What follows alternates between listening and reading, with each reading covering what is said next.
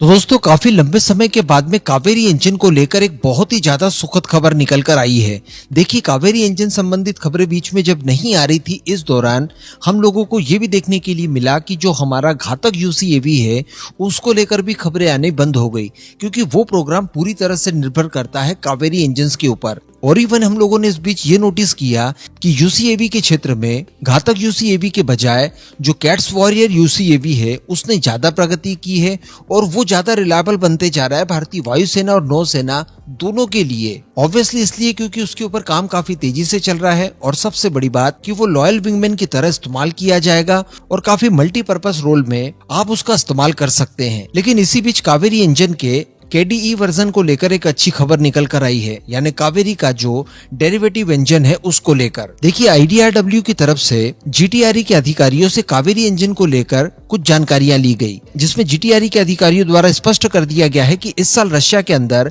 जो Kaveri derivative engine की testing वगैरह शुरू होगी, इसके बहुत बड़े लेवल पर व्यापक परीक्षणों के बजाय हमारा ध्यान ये होगा कि जो भी बदलाव किए गए हैं हम लोगों द्वारा, यानी पुराने कावेरी इंजन में कई सारे बदलाव करके ही कावेरी केडीई बनाया गया है, तो उन बदलावों को सर्टिफाई करवा दिया जाए, इस बात के ऊपर इनका ज्यादा जोर रहेगा। और बदलाव करने की वजह से किस किस तरह के एडवांटेजेस इन्हें मिले हैं परफॉर्मेंस को लेकर और साथ ही थ्रस्ट वगैरह को लेकर, इन सारी चीजों को ये सर्टिफाई कराना चाहते हैं। इस ओर ज्यादा ध्यान रहेगा इनका, क्योंकि कुछ ही समय पहले 8 की संख्या में इन्हें नए यूनिट मिले हैं जो कि गोदरेज एरोस्पेस द्वारा तैयार करवाए गए हैं, जो कावेरी के ड्राई वेरिएंट माने जाते हैं और इन्हीं का इस्तेमाल टेस्टिंग वगैरह में इस समय किया जा रहा है, बाद में घातक यूसीएवी के अंदर किया जाएगा। इसके अलावा जीटीआरई की तरफ से यह भी बताया गया है कि Kaveri derivative engine 49 kilo Newton का थ्रस्ट देगा, जो कि इसका ड्राई वेरिएंट होगा और ये मैक्सिमम स्केल के ऊपर पहले ही कई बार साबित भी हो चुका है। और जैसे इसकी टेस्टिंग और सर्टिफिकेशन का काम कंप्लीट होता है,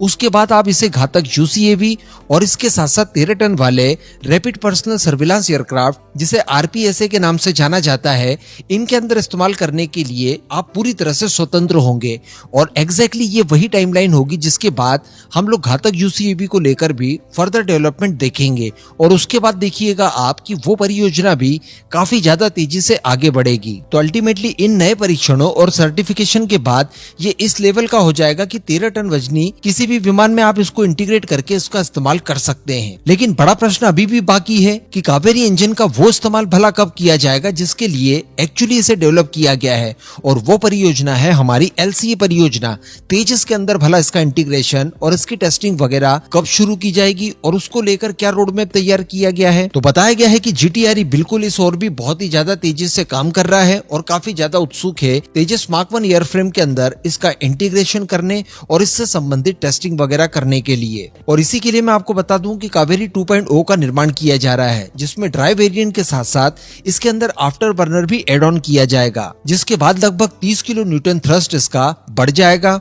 और ये टोटल थ्रस्ट 90 किलो न्यूटन का देगा, जो कि ऑलमोस्ट F404 के बराबर होगा। अब जब ये इतना थ्रस्ट देना शुरू कर देगा, सर्टिफाई हो जाएगा, उसके बाद हम लोग स्वतंत्र होंगे कि तेजस के अंदर इसका इंटीग्रेशन करके उसे फिर टेस्ट बेड के तौर पर आप इस्तेमाल कर सके। तो कावेरी के कुल मिलाकर 3 वेरिएंट हो जाएंगे। पहला कावेरी जिससे हम लोगों ने शुरुआत की थी, उसके बाद कावेरी केडीई जो कि 49 किलो न्यूटन का आपको ड्राई थ्रस्ट देता है। अगर इसमें आफ्टर बर्नर आप एड ऑन कर देंगे तो 73-75 किलो न्यूटन तक पहुंच जाएगा। लेकिन इसके बाद जो कावेरी 2.0 बनेगा वो आपको आफ्टर बर्नर के साथ टोटल 90 किलो न्यूटन तक का थ्रस्ट देगा। और अच्छी बात यह है कि कावेरी 2.0 भी इस समय अंडर डेवलपमेंट है और उसके ऊपर भी काफी तेजी से काम किया जा रहा है। संभवतः इसके लिए कावेरी इंजन को बनाने के लिए नए घटकों और नई तरह की धातुओं का इस्तेमाल करके इसका वेट भी पहले की तुलना में कम किया जाएगा। इसमें स्वदेशी कंटेंट की मात्रा को बढ़ाया जाएगा, साथ ही थ्रस्ट के ऊपर भी ध्यान दिया जाएगा। और जैसा कि मैंने आपको लास्ट वीडियो में बताया था कि इस बार हमें वेट थ्रस्ट से ज्यादा